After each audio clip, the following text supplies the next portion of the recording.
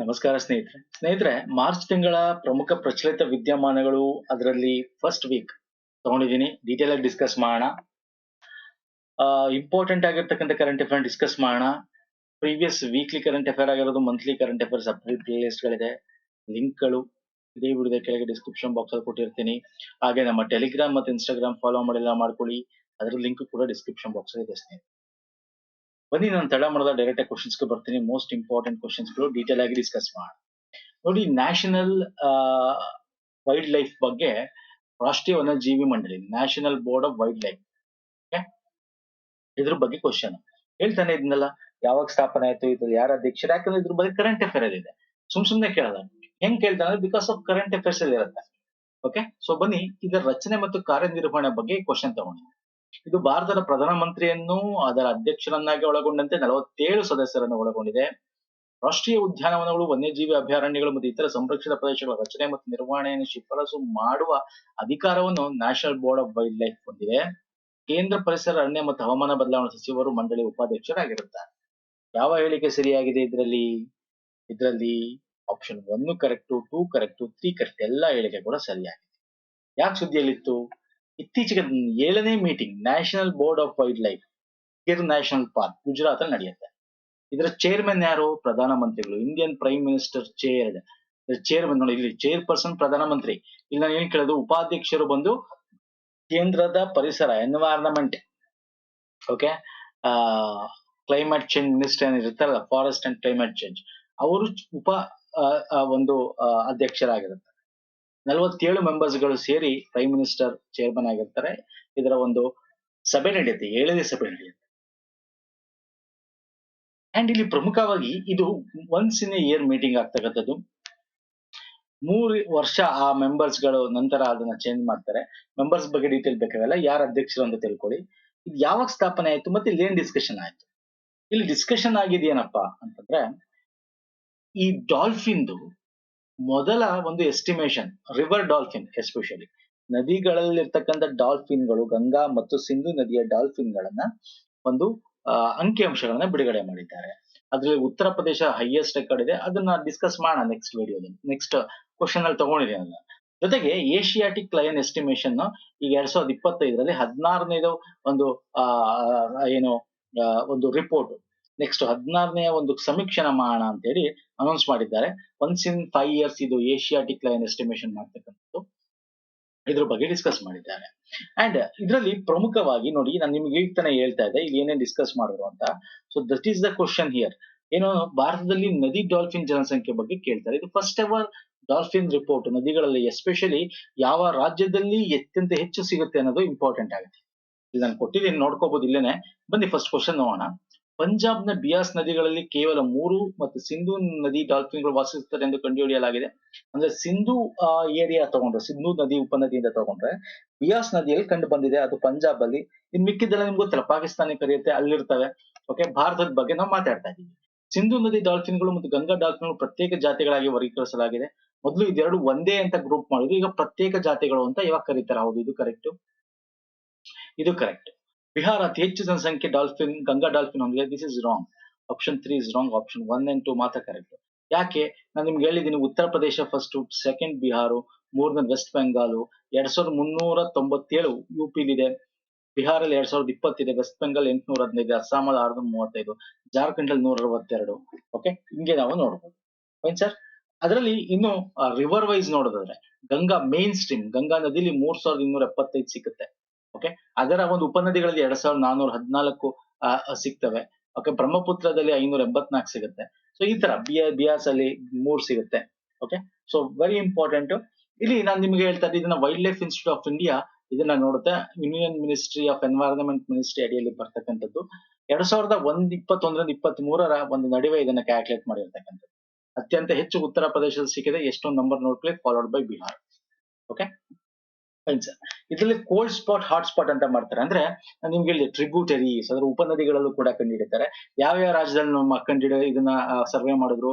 Uttar Pradesh, Bihar, Jharkhand, West Bengal, Madhya Pradesh, Rajasthan, ಸ್ವಲ್ಪ ಭಾಗ ನಮ್ಮ ಬ್ರಹ್ಮಪುತ್ರ ಅಂತ ತಗೊಂಡಾಗ ಅಸ್ಸಾಂ ಅಲ್ಲಿ ಕೂಡ ಅವರು ನೋಡಿರ್ತಕ್ಕಂಥದ್ದು.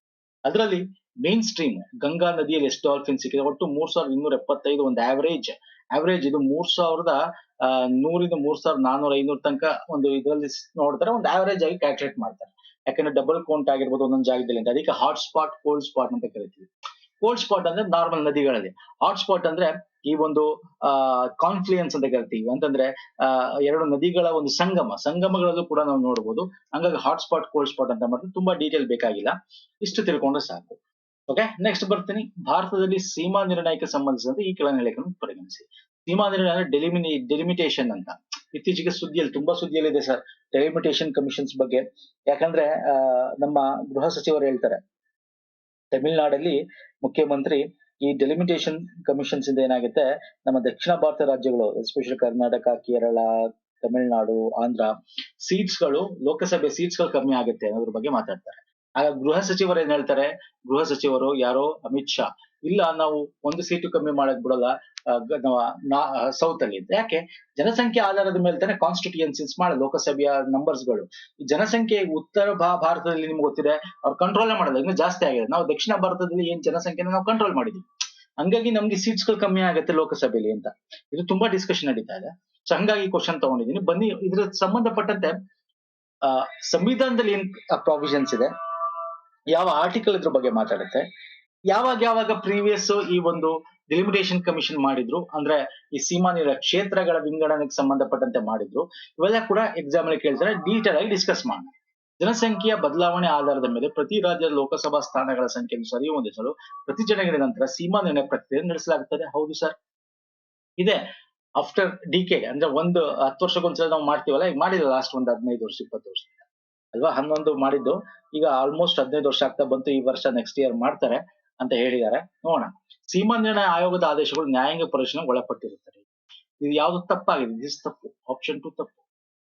ನ್ಯಾಯಾಂಗ ಪರಿಶೀಲನೆಗಿಲ್ಲ, ಇಲ್ಲೇನ್ ನಾವು ಮಾಡ್ತೀವಲ್ಲ, this is the final one. Okay, ಯಾವ್ದು ಹೇಳುತ್ತೆ, once the delimitation commission orders and published they cannot be challenge in court. Is the final, court ಅಲ್ಲಿ ಚಾಲೆಂಜ್ ಮಾಡಕ್ಕಾಗಲ್ಲ. ಆರ್ಟಿಕಲ್ 82 ಹೇಳುತ್ತೆ, ಆಫ್ಟರ್ ದಟ್ ಎವ್ರಿ ಸೆನ್ಸಸ್ ಆದ್ಮೇಲೆ ಈ ಒಂದು ರೀಅಡ್ಜಸ್ಟ್ ಮಾಡ್ಬೇಕು ಲೋಕಸಭಾ ಸೀಟ್ಸ್ ಗಳನ್ನ ಜನಸಂಖ್ಯೆ ಆಧಾರದ ಮೇಲೆ, ಇಲ್ಲಿಗೆ ಮಾಡ್ಬೇಕು ಅನ್ನೋದು ಹೇಳ್ತಾರೆ. ಓಕೆ, ಸೊ ಯಾಕೆ ಸುದ್ದಿಯಲ್ಲಿದೆ, home minister recently asserted that delimitations will not lose any parliamentary seat to the southern states ಅಂತ ಹೇಳುತ್ತೆ. Okay, as per article 329A ಪ್ರಕಾರ ನಾವು ಈ ಕಮಿಷನ್ ನ ಏನೋ ಈ ಕ್ಷೇತ್ರ ವಿಂಗಡಣೆ, ಕ್ಷೇತ್ರವನ್ನ ಸೀಮಾ ನಿರ್ಣಯ ಮಾಡ್ತಕ್ಕಂಥದ್ದು ನಾವು ಮಾಡಬಹುದು ಅಂತ ಆರ್ಟಿಕಲ್ ಹೇಳುತ್ತೆ. ಇನ್ನು ಈ ಕಾನ್ಸ್ಟಿಟ್ಯೂಷನ್ ಬಗ್ಗೆ ಮಾತಾಡೋದಂತೆ ಫಸ್ಟ್ ಬರ್ತೀನಿ ನಾನು, ಡೀಟೇಲ್ ಡಿಸ್ಕಸ್ ಮಾಡೋಣ. 82ನೇ ಆರ್ಟಿಕಲ್ ಇದೆ, 81ನೇ ಆರ್ಟಿಕಲ್ ಇದೆ. 81ನೇ ಆರ್ಟಿಕಲ್ ವೆರಿ ಇಂಪಾರ್ಟೆಂಟ್. ಇಲ್ಲಿ ಏನ್ ಹೇಳುತ್ತೆ ಅಂದ್ರೆ, ನಮ್ಮ it state that no more than 550 members. ನಮ್ಮ ಸಂವಿಧಾನದಲ್ಲಿದೆ 550ಕ್ಕಿಂತ ಜಾಸ್ತಿ ಮಾಡಂಗಿಲ್ಲ. ಈಗ ಜನಸಂಖ್ಯೆ ಆಧಾರ ನೋಡ್ರಿ 800 ಚಿಲ್ಲರೆ ಮಾಡ್ಬೇಕಾಗತ್ತೆ. ಆದ್ರೆ ನಮ್ಮ ಕಾನ್ಸ್ಟಿಟ್ಯೂಷನ್ ಅಲ್ಲಿ ಇದೆ, ಬೇಕಾದ್ರೆ ಅಮೆಂಡ್ ಮಾಡ್ಬೋದು, ಇವ್ರು ಮಾಡ್ತಾರೆ, ಬೇಕಾದ್ರೆ ಬೇಕು ಅಂದ್ರೆ ಮಾಡ್ತಾರೆ. 550ಕ್ಕಿಂತ ಜಾಸ್ತಿ ಮಾಡಂಗಿಲ್ಲ. ಅದ್ರಲ್ಲಿ 530 ಸ್ಟೇಟ್ ಗಳಿಂದ ಇರಬೇಕು, 20 ಯೂನಿಯನ್ ಟೆರಿಟರಿಗಳಿಂದ ಇರಬೇಕು. ನೋಡಿ ಮೊನ್ನೆ ಕೇಳಿದೆ ಇದನ್ನು ಎಕ್ಸಾಮ್ ಅಲ್ಲಿ, ಯಾವ್ದು DCC ಬ್ಯಾಂಕ್ ಅಲ್ಲಿ ಕೇಳಿದ್ದ, I think so DCC bank ಅಲ್ಲಿ ಕೊಡ್ತೇನೆ. ಓಕೆ, GK ಕೇಳಿದ್ದ. ಸೊ ಹಾಗಾಗಿ ದಿಸ್ ಆರ್ ವೆರಿ ಇಂಪಾರ್ಟೆಂಟ್ ಸ್ನೇಹಿತ, ಆರ್ಟಿಕಲ್ ಬಗ್ಗೆ ಕೇಳಬಹುದು ನಿಮ್ಗೆ. ಓಕೆ, ಸೊ ಲಾಸ್ಟ್ ನಾವು 4 ಟೈಮು ಈ ಡೆಲಿಮಿಟೇಷನ್ ಕಮಿಷನ್ ಮಾಡಿದ್ರೆ, ಒಂದು 1952 ಈ ಒಂದು ಆಕ್ಟ್ ಅಂತಂದ್ರೆ ಅವಾಗ 63, 73 and 2003. Okay, with number of fixed and readjust during the first 3 exercise. Fixed ಅಂದ್ರೆ ಕ್ಷೇತ್ರಗಳನ್ನ ಮರು ವಿಂಗಡಣೆ ಮಾಡಿದ್ದಾರೆ, ನಂಬರ್ ಆಫ್ ಸೀಟ್ಸ್ ನ ಜಾಸ್ತಿ ಮಾಡಿಲ್ಲ. ಬಟ್ ಈ ಸಲ ಜಾಸ್ತಿ ಮಾಡ್ತಾರೆ ಅನ್ನೋದು ಮಾತಿದೆ. ಬಟ್ ನೋಡೋಣ ಬನ್ನಿ, ಡೆಲಿಮಿಟೇಷನ್ ಕಮಿಷನ್ ಯಾರು ಅಪಾಯಿಂಟ್ ಮಾಡ್ತಾರೆ, ಪ್ರೆಸಿಡೆಂಟ್ ಆಫ್ ಇಂಡಿಯಾ ಅಪಾಯಿಂಟ್ ಮಾಡ್ತಾರೆ. ಓಕೆ, ಇದ್ರಲ್ಲಿ ಯಾರು ಇರ್ತಾರೆ ಕೇಳ್ಬೋದು ಎಕ್ಸಾಮ್ ಅಲ್ಲಿ. ಈ ಒಂದು ಕ್ಷೇತ್ರ ವಿಂಗಡಣೆ ಸಮಿತಿ ಇರ್ತದೆ, ಯಾರು ಇರ್ತಾರೆ, retired judge of Supreme Court or high court ಇರ್ತಾರೆ, ಮತ್ತೆ ಚೀಫ್ ಎಲೆಕ್ಷನ್ ಕಮಿಷನರ್ ಇರ್ತಾರೆ, ಸ್ಟೇಟ್ ನ ಎಲೆಕ್ಷನ್ ಕಮಿಷನರ್ ಇರ್ತಾರೆ. ಈಗ ಆ ರಾಜ್ಯಕ್ಕೆ ಬಂದ್ರೆ ಆ ಸ್ಟೇಟ್ ಎಲೆಕ್ಷನ್ ಕಮಿಷನ್, ಇನ್ನೊಂದು ರಾಜ್ಯಕ್ಕೆ ಬಂದ್ರೆ ಆ ಸ್ಟೇಟ್ ಎಲೆಕ್ಷನ್ ಕಮಿಷನರ್. ಇವ್ರು ಏನು ಕೊಡ್ತಾರಲ್ಲ ಅದನ್ನ ಗೆಜೆಟೆಡ್ ಅಲ್ಲಿ ಪಬ್ಲಿಷ್ ಮಾಡ್ತಾರೆ, ಪಬ್ಲಿಕ್ ರಿವ್ಯೂ ತಗೋತಾರೆ, ಫೀಡ್ಬ್ಯಾಕ್ ತಗೋತಾರೆ. ಅದಾದ್ಮೇಲೆ ಫೈನಲ್ ಆಗಿ ಮಾಡಿದ್ಮೇಲೆ ಅದನ್ನ ಕೋರ್ಟ್ ಅಲ್ಲಿ ನಾವು ನ್ಯಾಯಾಂಗ ವಿಮರ್ಶೆಗೆ ಕಳ್ಸಕ್ಕಾಗಲ್ಲ. ಆಸ್ ಪರ್ ಆರ್ಟಿಕಲ್ 329 ಎಲ್ಲೂ ಇದೆ ಅದು. ಮತ್ತೆ 82, 81 ಅಲ್ಲೆಲ್ಲ ನಾವು ಇದ್ರ ಬಗ್ಗೆ ನೋಡ್ಬೋದು. ಓಕೆ, ಆಕ್ಚುಲಿ ಹೇಳ್ಬೇಕಂತಂದ್ರೆ 2 ರೀತಿ ಡಿಸ್ಕಷನ್ ನಡೀತಾ ಇದೆ. ಒಂದು 2026ರ ಒಂದು ಜನಸಂಖ್ಯೆಯ ಒಂದು ಸೆನ್ಸಸ್ ಆದ್ಮೇಲೆ ಆ ಒಂದು ಇದಕ್ಕೆ ತಕ್ಕಂತೆ ನೋಡಿ, ಉತ್ತರ ಪ್ರದೇಶ ಪ್ರೆಸೆಂಟ್ ಒಂದಷ್ಟು ನಿಮಗೆ ರಾಜ್ಯಗಳು ತಗೊಂಡಿನಿ, ಇಂಪಾರ್ಟೆಂಟ್ ಆಗಿ ಜಾಸ್ತಿ ಜನಸಂಖ್ಯೆ ಇರೋದು, ಮತ್ತೆ ಸೌತ್ ಇಂಡಿಯಾ ರಾಜ್ಯಗಳನ್ನು ತಗೊಂಡಿನಿ. 80 ಇರೋದು 91 11 ತಗೊಳುತ್ತೆ. ಈಗ ಕರ್ನಾಟಕ ನೋಡಿ 28 ಇರೋದು 26 ಆಗಿ -2 ಆಗುತ್ತೆ. ಓಕೆ, ಹಾಗೆ ಸಾರಿ ತಮಿಳ್ನಾಡು -8 ಆಗ್ಬೋದು. ಹಿಂಗೆಲ್ಲ ಮಾತಾಡ್ತಾ ಇದ್ದಾರೆ. ಓಕೆ, ಹಿಂಗಾಗುತ್ತೆ ಅಂತ ಹೇಳ್ತಾರೆ ತಮಿಳ್ನಾಡು ಮುಖ್ಯಮಂತ್ರಿ. ಆದ್ರೆ ಬೇರೆ ಇನ್ನೊಂದು ರೀತಿ ನೋಡೋದಾದ್ರೆ ಯಾವ ರೀತಿ ಮಾಡ್ಬೋದು ಅಂದ್ರೆ, ಜನಸಂಖ್ಯೆ ಆಧಾರವಾಗಿ ಕ್ಷೇತ್ರಗಳನ್ನ ಹೆಚ್ಚಿಗೆ ಮಾಡೋದಾದ್ರೆ 848 ಸೀಟ್ ಮಾಡ್ಬೇಕಾಗತ್ತೆ. ಅವಾಗ ಆ ಒಂದು ರಾಜ್ಯದ ಜನಸಂಖ್ಯೆಗೆ ಆಧಾರವಾಗಿ ನಂಬರ್ ಆಫ್ ಸೀಟ್ಸ್ ನ ಇನ್ಕ್ರೀಸ್ ಮಾಡ್ತಕ್ಕಂಥದ್ದು. 82 ಉತ್ತರ ಪ್ರದೇಶದಲ್ಲಿ 143, 63 ಜಾಸ್ತಿ ಆಗ್ಬೋದು. ಓಕೆ, ಪ್ಲಸ್ ಆಗ್ಬೋದು, 143 ಆಗ್ಬೋದು ಟೋಟಲ್. ಕರ್ನಾಟಕದಲ್ಲಿ 13 ಪ್ಲಸ್ ಆಗ್ಬೋದು. ಓಕೆ, ತಮಿಳ್ನಾಡಲ್ಲಿ 10 ಪ್ಲಸ್ ಆಗ್ಬೋದು. ಈ ತರ ಅಂದ್ರೆ ಇದನ್ನ ಹೆಂಗ್ ಮಾಡ್ತಾರೆ ಅಂತ ಇನ್ನೂ ಗೊತ್ತಿಲ್ಲ. ಈ ಎರಡು ರೀತಿಯಾದ ಒಂದು ಕಂಡೀಷನ್ಸ್ ನ ಇವಾಗ ಇಟ್ಕೊಂಡಿದ್ದಾರೆ. ನೋಡ್ಬೇಕು, ಅದು ಡೆಲಿಮಿಟೇಷನ್ ಕಮಿಷನ್ ಆಗ್ಬೇಕು, ಸೆನ್ಸಸ್ ಆಗ್ಬೇಕು ಫಸ್ಟ್, ಆಮೇಲೆ ಇದ್ರ ಬಗ್ಗೆ ಡಿಸ್ಕಸ್ ಮಾಡ್ತಾರೆ. ನೆಕ್ಸ್ಟ್, ಬ್ಲೂ ಗೋಸ್ಟ್ ಮಿಷನ್ 1 ಇದನ್ನು ಉಲ್ಲೇಖಿಸಿ ಕೆಳಗಿನ ಹೇಳಿಕೆಯನ್ನು ಪರಿಗಣಿಸಿ. ನೋಡಿ, ಇತ್ತೀಚೆಗೆ ನಿಮ್ಗೆ ಗೊತ್ತಾಯ್ತು ಚಂದ್ರಗ್ರಹಣ ಆಯ್ತು, ಬಟ್ ಭಾರತದಲ್ಲಿ ಎಫೆಕ್ಟ್ ಇಲ್ಲ, ಗೋಚರ ಇಲ್ಲ. ಬೇರೆ ಕಡೆ ದೊಡ್ಡದಾಗಿ ಇದು ಎಫೆಕ್ಟ್ ಆಗಿದೆ ಅಂತ ಹೇಳ್ತಾರೆ. ಹಂಗಾಗಿ ಬೇರೆ ರಾಷ್ಟ್ರಗಳು, ಎಸ್ಪೆಷಲಿ ವೆಸ್ಟರ್ನ್ ಕಂಟ್ರೀಸ್ ಗಳಲ್ಲಿ, ಹಂಗಾಗಿ ಈ ಒಂದು Blue Ghost mission very important. ಏನಪ್ಪಾ ಇದು ಬ್ಲೂ ಗೋಸ್ಟ್ ಮಿಷನ್, ಯಾಕೆ very important? It is a second ಅಂದ್ರೆ ಒಂದು ಪ್ರೈವೇಟ್ ಸ್ಪೇಸ್ ಒಂದು ಏಜೆನ್ಸಿ ಮೂನ್ ಮೇಲೆ ಬಿಟ್ಟಿರ್ತಕ್ಕಂಥದ್ದು, ಪ್ರೈವೇಟ್ ಏಜೆನ್ಸಿ. ನೋಡಿ, ಇದು ಮೃದುವಾದ ಚಂದ್ರನ ಇಳಿಯುವ ಮಾಡುವ ನಾಸಾ ಕಾರ್ಯಕ್ರಮ ಆಗಿದೆ. ಇಲ್ಲ, ಈ ಮಿಷನ್ 14ರಂದು ಚಂದ್ರ ಮೇಲ್ಮೈಯಿಂದ ಒಟ್ಟು ಗ್ರಹಣದ ಹೈ ಡೆಫಿನಿಷನ್ ಚಿತ್ರಗಳನ್ನು ಸೆರೆ ಹಿಡಿಯುತ್ತದೆ. ಹೌದು, ಈ ಚಂದ್ರಗ್ರಹಣ ಆಯ್ತಲ್ಲ, ಚಂದ್ರಗ್ರಹಣ ಏನು ಆಯ್ತು ಅದು ಕಂಪ್ಲೀಟ್ ಸೂರ್ಯನ ಬೆಳಕನ್ನ ಚಂದ್ರದ ಮೇಲೆ ಹೋಗೋದನ್ನ ಭೂಮಿ ತಡೆಯುತ್ತಂತೆ. ಈ ತಡೆದಿದೆಯಲ್ಲ, ಇದನ್ನ ತಡೆದಾಗ ಹೆಂಗ್ ಕಾಣುತ್ತೆ, ಹೈ ಡೆಫಿನಿಷನ್ ಚಿತ್ರಗಳನ್ನ ನಮ್ಗೆ ಕಳಿಸ್ಬೇಕು ಅಂತ ಹೇಳಿ ಈ ಮಿಷನ್ ಮಾಡಿದ್ರು. ಇದು ವೈಜ್ಞಾನಿಕ ಪ್ಲೇಲೋಡ್ ಚಂದ್ರದ ಮೇಲೆ ಜಾಗತಿಕ ಉಪಗ್ರಹ ಸಂಚಾರ ವ್ಯವಸ್ಥೆಗಳನ್ನು ಬಳಸುವ ಕಾರ್ಯಸಾಧನ ಪರೀಕ್ಷಿಸುವ ಪ್ರಯೋಗನ ಒಳಗೊಂಡಿದೆ. Yes, 2 and 3 is the right answer. Option 1 wrong. Okay, ಇದು ಮೃದುವಾಗಿ ಸಾಫ್ಟ್ ಲ್ಯಾಂಡಿಂಗ್ ಅಂತೆಲ್ಲ ಇದಕ್ಕೆಲ್ಲ ಮಾಡಿರೋದು. ಫೈರ್ಫ್ಲೈ ಏರೋಸ್ಪೇಸ್ ಅಂತಕ್ಕಂಥ US company, okay, space moon ಮೇಲೆ ರೀಸೆಂಟ್ ಆಗಿ ತನ್ನ ಒಂದು ರಾಕೆಟ್ ಮುಖಾಂತರ, ಸ್ಪೇಸ್ ಎಕ್ಸ್ ನ ಫಾಲ್ಕಾನ್ 9 ರಾಕೆಟ್ ಮುಖಾಂತರ ಲ್ಯಾಂಡ್ ಮಾಡಿದೆ. ಎಲ್ಲಿ ಮಾಡಿದೆ? ಈ ಮೂನ್ ನ ಒಂದು ಜ್ವಾಲಾಮುಖಿ ಆಗಿತ್ತು. ಆ ಜ್ವಾಲಾಮುಖಿ ಆಗಿದ್ದ ಜಾಗದಲ್ಲಿ ಮಾನ್ಸ್ ಲ್ಯಾಟ್ರೈಟ್, ಮೇರ್ ಕ್ರಿಸಿಸಿಯಂ ಅಂತ ಕರಿತೀವಿ, ಆ ಜಾಗದಲ್ಲಿ, ಅಂದ್ರೆ ಈ ಮೂನ್ ಅಂತ ತಗೊಂಡ್ರೆ ನಾರ್ತ್ ಈಸ್ಟ್, ಈ ಒಂದು ಜಾಗದಲ್ಲಿ ಅವರು ಲ್ಯಾಂಡ್ ಮಾಡಿರ್ತಕ್ಕಂಥದ್ದು. ಬ್ಲೂ ಗೋಸ್ಟ್ 1 ಮಿಷನ್ ಅಂತಕ್ಕಂಥದ್ದು ಇದು ಹೆಸರು ಇಟ್ಟಿದ್ದಾರೆ. It is a second private, ನಿಮಗೆ ಸ್ಪೇಸ್ ಎಕ್ಸ್ ಗೊತ್ತಿದೆ, ಅವ್ರ ಫಸ್ಟ್ ಪ್ರೈವೇಟ್ ಮಿಷನ್, ಇದು second private mission, soft lunar landing ಮಾಡಿರ್ತಕ್ಕಂಥದ್ದು. ಸೊ ವೆರಿ ಇಂಪಾರ್ಟೆಂಟ್ ಆಗುತ್ತೆ. ನೆಕ್ಸ್ಟ್, 2025ರ ತುಂಬಾ ಡೀಟೇಲ್ ಬೇಕಾಗಲ್ಲ, ಸುಮ್ಮನೆ ಜಸ್ಟ್ ತಿಳ್ಕೊಳ್ಳಿ ಯಾರು ಲಾಂಚ್ ಮಾಡಿದ್ದು. 2025ರ ವಿಶ್ವ ವನ್ಯಜೀವಿ ದಿನದ ಧ್ಯೇಯವಾಕ್ಯವನ್ನು ನೋಡಿ. ಪ್ರತಿ ತಿಂಗಳಲ್ಲೂ ಬೇರೆ ಬೇರೆ ಡೇಟ್ಸ್ ಗಳಲ್ಲಿ ಬೇರೆ ಬೇರೆ ಒಂದು ದಿನಗಳನ್ನ ಸೆಲೆಬ್ರೇಟ್ ಮಾಡ್ತೀವಿ, ಬಟ್ ಎಲ್ಲ ಇಂಪಾರ್ಟೆಂಟ್ ಆಗಿರಲ್ಲ. ಮೋಸ್ಟ್ ಇಂಪಾರ್ಟೆಂಟ್ ಎನ್ವೈರನ್ಮೆಂಟ್ ರಿಲೇಟೆಡ್ ಯಾವ್ದಾರು ಇದ್ರೆ ತುಂಬಾ ಇಂಪಾರ್ಟೆಂಟ್ ಆಗಿದೆ. ಸೊ ವಿಶ್ವ ವನ್ಯ ಜೀವಿ ದಿನ ಯಾವಾಗ ಮಾಡ್ತೀವಿ? ವರ್ಲ್ಡ್ ವೈಲ್ಡ್ ಲೈಫ್ ಡೇ ಯಾವಾಗ ಸೆಲೆಬ್ರೇಟ್ ಮಾಡ್ತೀವಿ? ಮಾರ್ಚ್ 3 ಅಲ್ವಾ ಸರ್? ಅದರ ಒಂದು 2025ರ ಥೀಮ್ ಏನಾಗಿತ್ತು? ವನ್ಯಜೀವಿ ಸಂರಕ್ಷಣಾ ಹಣಕಾಸು, ಜನರು ಮತ್ತು ಗ್ರಹಗಳಲ್ಲಿ ಹೂಡಿಕೆ ಮಾಡುವುದು. Option B is the right answer. Okay, so 3 March every year ನಾವು ಸೆಲೆಬ್ರೇಟ್ ಮಾಡ್ತೀವಿ. Wild life conservation finance, investing in people and planet. So most important, ಇದು ಎಕ್ಸಾಮ್ ಅಲ್ಲಿ ಕೇಳ್ತಾನೆ ಈ ತರದ್ದು. ನೆಕ್ಸ್ಟ್, ಧರ್ಮಗಾರ್ಡ್ ಇನ್ ಮಿಲಿಟರಿ ಎಕ್ಸರ್ಸೈಸ್ ನಡೀತು. ಇದು ಯಾವ್ದಕ್ಕೆ ಸಂಬಂಧಪಟ್ಟಿದೆ ಹೇಳಿ? ಧರ್ಮಗಾರ್ಡ್ ಯಾರು ನಡೆಯೋದು? ಭಾರತ ಮತ್ತು ಜಪಾನ್ ಅಲ್ವಾ? ಭಾರತ ಮತ್ತು ರಷ್ಯಾ ಅಂತ ಇದೆ ಗಾನ್ ಕೇಸ್. 2020 ಆವೃತ್ತಿ ವ್ಯಾಯಾಮ ಭಾರತದಲ್ಲಿ ನಡೀತಾ? ನೋ, ಭಾರತದಲ್ಲಿ ನಡೆಯೋದು ಜಪಾನ್. ಲಾಸ್ಟ್ 2024 ಭಾರತದ ರಾಜಸ್ಥಾನದಲ್ಲಿ ನಡೆದಿದ್ದು. ಓಕೆ, 24, 25 ಅಲ್ಲ, ಹಾಗಾಗಿ ದಿಸ್ ಇಸ್ ಆಲ್ಸೋ ರಾಂಗ್. ಎರಡು ದೇಶಗಳು ಇಂಡೋ ಪೆಸಿಫಿಕ್ ಪ್ರದೇಶಗಳಲ್ಲಿ ಭದ್ರತಾ ಕಾಳಜಿಯನ್ನು ಹಂಚಿಕೊಳ್ಳುವುದರಿಂದ ಇದು ರಕ್ಷಣಾ ಸಂಬಂಧಗಳನ್ನು ಬಲಪಡಿಸುತ್ತದೆ. ಹೌದು, ಆಪ್ಷನ್ 3 ಇಸ್ ರೈಟ್ ಆನ್ಸರ್. ಕೇವಲ ಒಂದು ಮಾತ್ರ ಸರಿ. ಎಷ್ಟು ಸರಿಯಾಗಿದೆ ಅಂತ ಕೇಳೋದು ಯಾವ್ದು ಅಂದ್ರೆ ಆಪ್ಷನ್ 3. ಓಕೆ, ಇನ್ನೆರಡು ತಪ್ಪು. ಯಾವ್ದು ಇದು ಸರ್? ಭಾರತ ಮತ್ತು ಜಪಾನ್ ನಡುವೆ ನಡೀತಕ್ಕಂಥ ಒಂದು ಎಕ್ಸರ್ಸೈಸ್ ಇದು. ಫೈನ್ ಸರ್, ನೆಕ್ಸ್ಟ್ ಬರ್ತೇನೆ. Cities coalition for circulatory, C3 ಅಂತ ಕರಿತೀವಿ. Cities coalition for circulatory, city coalition ಅಂತ ಕರಿತೀವಿ. C3 ಅಂತ ಕರಿತಾರೆ. Cities coalition circulatory, C3. ನೋಡಿ, ಇಲ್ಲೂ ಸಿ ಇದೆ, ಇಲ್ಲೂ ಸಿ ಇದೆ, ಇಲ್ಲೂ ಸಿ ಇದೆ ಅಲ್ಲ ಸರ್? C3 ಅಂತ ಕರಿತೀವಿ. C3 3R ಅಂತ ಕರಿತೀವಿ. ಓಕೆ, ವಾಟ್ ಇಸ್ 3R ಹೇಳಿ ನೋಡೋಣ. ಇದು ಭಾರತದಲ್ಲಿ ನಡೆದಿದೆ. ಏನಿದ್ರ ಬಗ್ಗೆ ಡಿಸ್ಕಸ್ ಮಾಡೋಣ. ಭಾರತದಲ್ಲಿ ನಡೆದ ಸರ್ಕ್ಯುಲರ್ ಎಕಾನಮಿಕ್ ಫೋರಂ ನಲ್ಲಿ ಭಾರತವು C3 ಉಪಕ್ರಮವನ್ನು ಪ್ರಾರಂಭಿಸಿತು. ಈ ಉಪಕ್ರಮವು ನಗರದಿಂದ ನಗರಕ್ಕೆ ಸಹಯೋಗ, ಖಾಸಗಿ ವಲಯದ ಪಾಲುದಾರಿಕೆ ಮತ್ತು ಸುಸ್ಥಿರ ತ್ಯಾಜ್ಯ ನಿರ್ವಹಣೆ, ಜ್ಞಾನ ಹಂಚಿಕೆಯನ್ನು ಸುಗಮಗೊಳಿಸುವ ಗುರಿಯನ್ನು ಹೊಂದಿದೆ. ಎಸ್ ಸರ್, ಎರಡೂ ಕೂಡ ಕರೆಕ್ಟ್. ಏನ್ ಸರ್ ಇದು? ಸಿಟೀಸ್ ಕೋಯಲೇಷನ್ಸ್ ಫಾರ್ ಸರ್ಕ್ಯುಲೇಟರಿ ಅಂದ್ರೆ ಈ ಒಂದು ಸರ್ಕ್ಯುಲರ್ ಎಕಾನಮಿ ಅಂತ ಸರ್. ಸಿಟಿ, ಎಲ್ಲ ಸಿಟಿಗಳಲ್ಲಿ ಪ್ರಮುಖವಾಗಿ ಒಟ್ಟಿಗೆ ಸೇರಿ ಜಾಯಿಂಟ್ ಅಲ್ಲಿ ಸರ್ಕಾರಗಳು ಪಾಲಿಸಿಗಳಿಗೆ ಸಂಬಂಧಪಟ್ಟಂತೆ, ಸುಸ್ಥಿರ ಅಭಿವೃದ್ಧಿಗೂ ಸಂಬಂಧಪಟ್ಟಂತೆ, ಓಕೆ, ವೇಸ್ಟ್ ಮ್ಯಾನೇಜ್ಮೆಂಟ್ ಗೆ ಸಂಬಂಧಪಟ್ಟಂತೆ, ಕಾರ್ಬನ್ ಎಮಿಷನ್ ಗೆ ಸಂಬಂಧಪಟ್ಟಂತೆ, ಓಕೆ, ಖಾಸಗಿಗಳ ಒಂದು ಸಹಯೋಗದಲ್ಲಿ, ರಿಸರ್ಚ್ ಗಳ ಸಹಯೋಗದಲ್ಲಿ, ಓಕೆ, ಇವೆಲ್ಲನೂ ಒಂದು ಇದರಲ್ಲಿ ಒಂದು ಏನೋ ನಮ್ಮ ಒಂದು ನಾಲೆಡ್ಜ್ ಶೇರಿಂಗ್ ಆಗ್ತಕ್ಕಂಥ ಒಂದು ಸಮ್ಮೇಳನ. ಹಾಗಾಗಿ ಎರಡು ಆಪ್ಷನ್ಸ್ ಕೂಡ ಸರಿ. ಇಲ್ಲಿ C3 ಒಂದು ಇನಿಷಿಯೇಟಿವ್ ಅಂತ ಕರೀತಾರೆ. India launch C3 initiative at the 12th regional 3R and circular economy forum Jaipur ಅಲ್ಲಿ ನಡೀತು. Okay, 12th regional 3R. What is 3R? ಏನ್ 3R ಅಂದ್ರೆ? 3R ಅಂದ್ರೆ reuse, recycle, first reduce, reuse, recycle ಅಲ್ವಾ? ಅಂದ್ರೆ ನೀವು ವೇಸ್ಟ್ ಆಗೋದನ್ನ ರೆಡ್ಯೂಸ್ ಮಾಡಬೇಕು, ಆಮೇಲೆ ಅದನ್ನ ರಿಯೂಸ್ ಮಾಡಬೇಕು ಆದ್ರೂ ವೇಸ್ಟ್, ಆಮೇಲೆ ರೀಸೈಕಲ್ ಮಾಡಬೇಕು. 3R ಅಂತ ಕರಿತೀವಿ. Okay sir. C3 ಅಂದ್ರೆ city to city collaboration.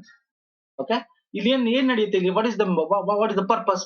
It is a private sector partnership, okay, initiative and knowledge sharing, enhance waste management and resource efficiency in Asia Pacific region.